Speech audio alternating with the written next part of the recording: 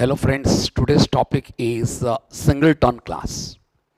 Now, what is the use of Singleton class? Why we use Singleton class in Java? What is the meaning of Singleton? Singleton means when we are able to construct only one object of a class, then it is called as what? Singleton. Now, what is the advantage of doing that? Why we create only one class or one object for a class? What is the requirement of this class? The example of the Singleton class in Java is that is runtime.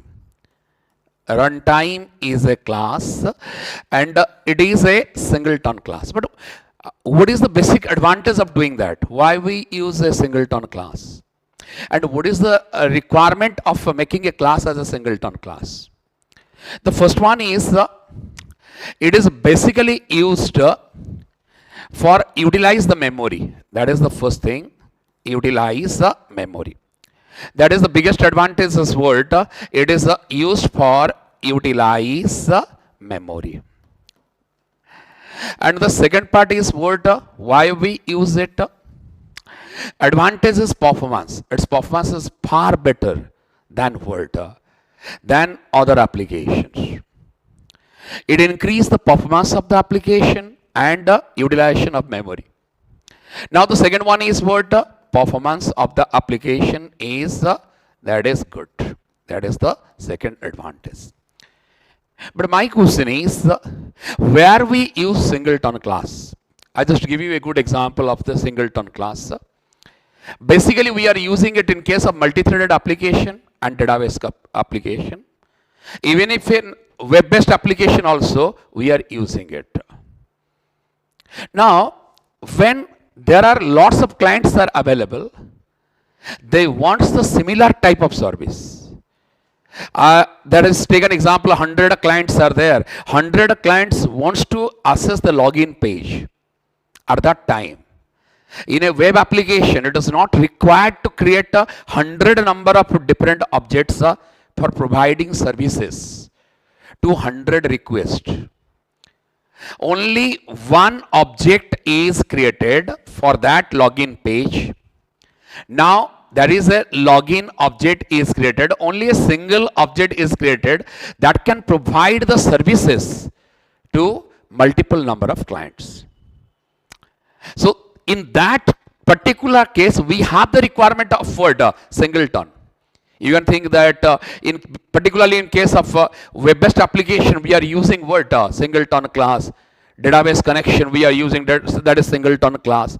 So in that particular area, a single object provides services to n number of clients. So at that time, we are using word Singleton class. Basic advantage is word.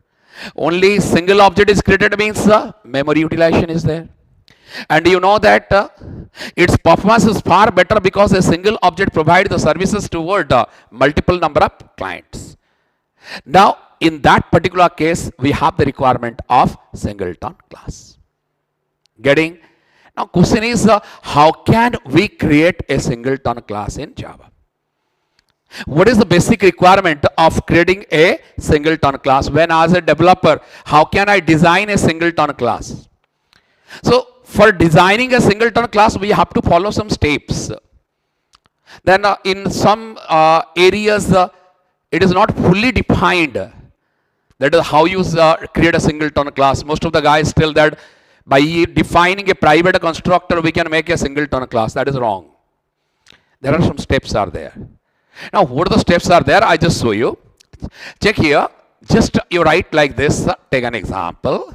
Public class. Here you see that is test. Test is a class.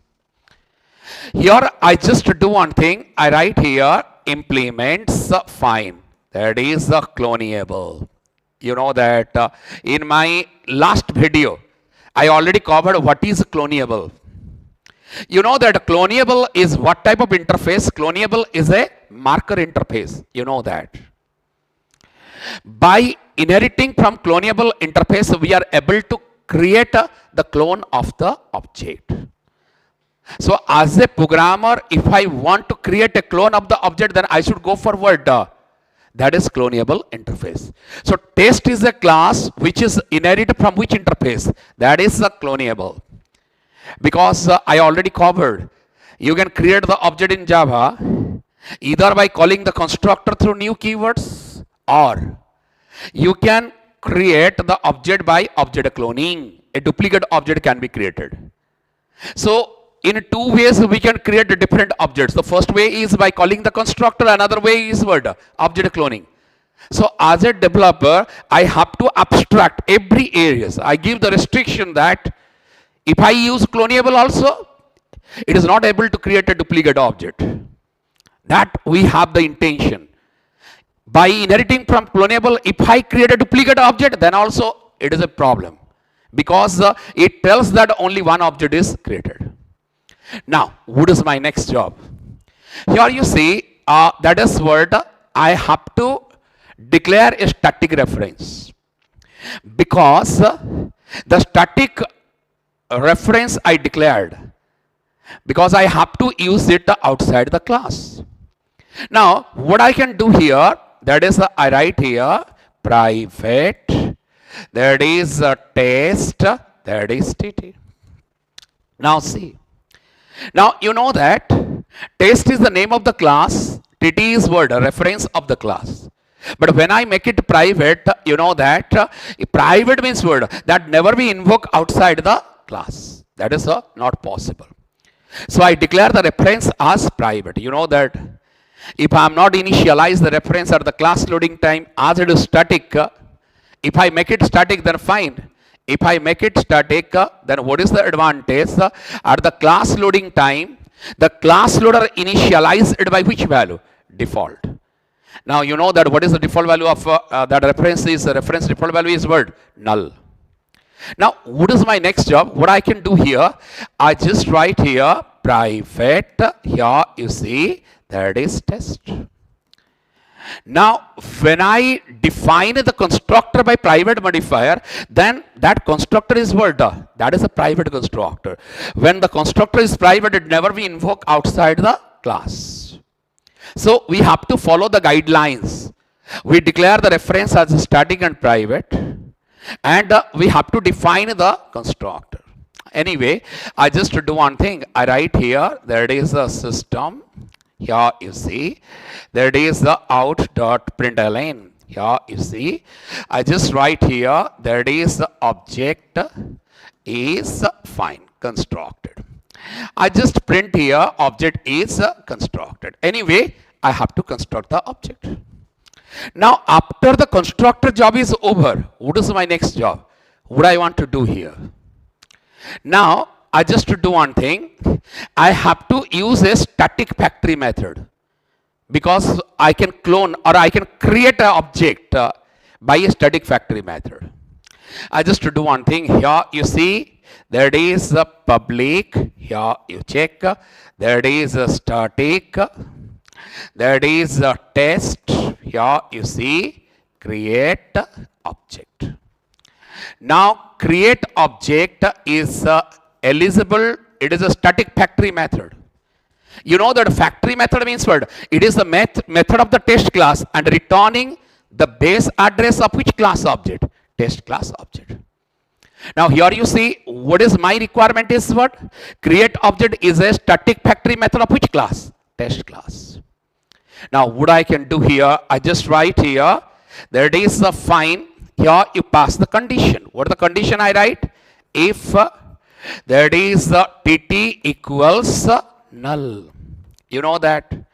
At what time I am able to create the object?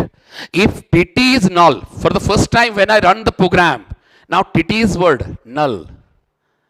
Now if TT is null, then what I can do here? That is TT is equal to new, that is test. Are you getting? So I am creating the object of which class? That is test class. If it is a null, then I am creating the object of that class. Then after that, what actually happens? That is the end of the if block. When I call this method for the second time, TT is not null because one object is already constructed. Then it directly returns word, that is return. Here you see, that is TT.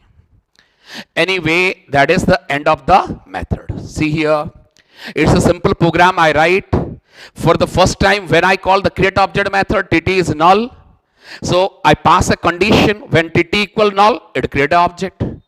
But for the second time, when it is not equal to null, then execution never enter into what? This block. So what did it return? It returned the same object. So n number of times I call the create object method means it is not creating n number of object, but it creates what? A single object. Getting? Then it is one of the way to create the object. Another way is word. Because what is the advantage is here my constructor is private outside the class. I am not able to create the object by calling the constructor, but I am creating the object by calling which method? Create object method. Another way I have to give some restriction. What the another way is? See, you know that this class inherit from clonable, also inherit from word? Object class. You know that when the class inherit from object class, I have to override another method. What is that? I have to override clone method. Here you see public, here you see that is the object, that is clone. You know that clone is the method of what? Clone is the method of object class. I just override it. Now, what I can do here, I just return here, fine, that is return, that is what this. What is the meaning of this? This means what? I am returning what? Same object. Even if I am using object cloning, then also it is not create a duplicate object, but returning the base address of the same object, original object. Because I write here word return this, I am not use word object cloning here. It is unable to clone. There is no exceptions will arise because my class inherit from clonable. But when I inherit from, that is word, or when I want to clone the object of the test class, I am not able to clone because I am returning the same object base address.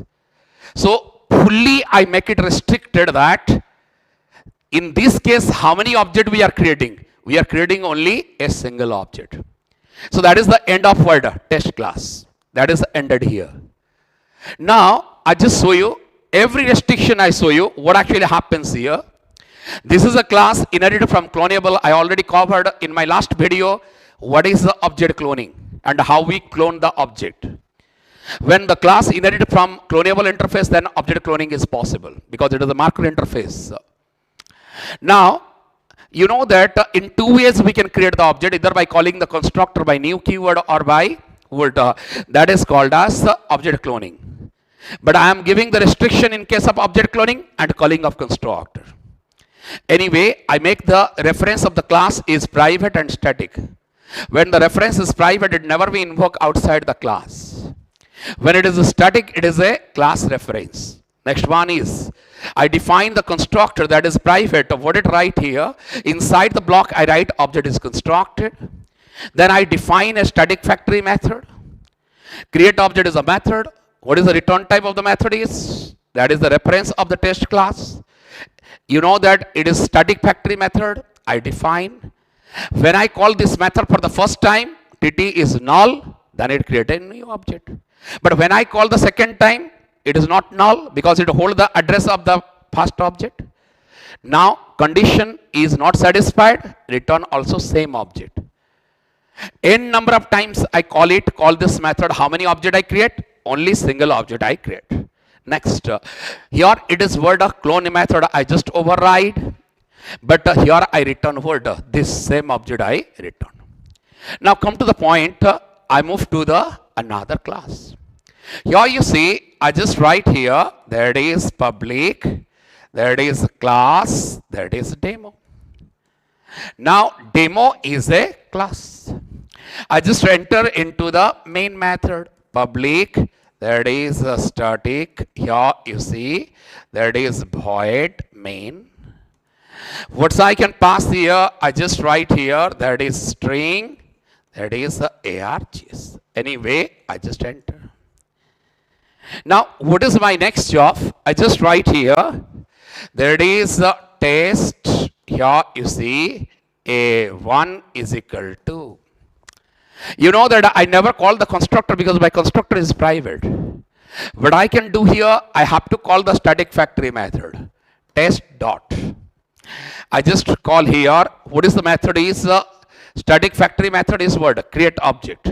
Now I call this method. Here you see test dot, that is create, that is the object. Here you see. You know that when I call this method, the first time, the first object is created. Now I just do one thing. I write here, that is test, that is the AA2 is equal to, that is test dot, that is the create object. Here you see, I call it for the second time for creating the second object. But you know the concept, I call it two times, but the two different objects are not created, but it creates a single object. Now I pass a condition. What is the condition I write? If AA1 equals, would I pass here? That is AA2, then fine. If both the reference point to the same object, then condition satisfied. Would it write here?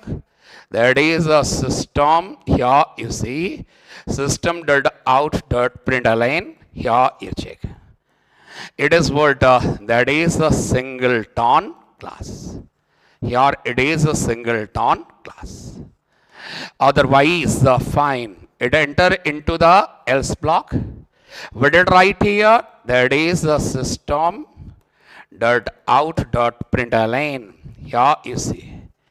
It is not a singleton class. Fine. It is not a, that is a singleton class. It is not a singleton class. Is it the end of the block? That is the end of the main, end of the class. So fine, this is all about what? That is singleton class. So this is we covered what actually is singleton class and what are the constraints we have to follow for a singleton class. So fine, thank you. This is the end of singleton class.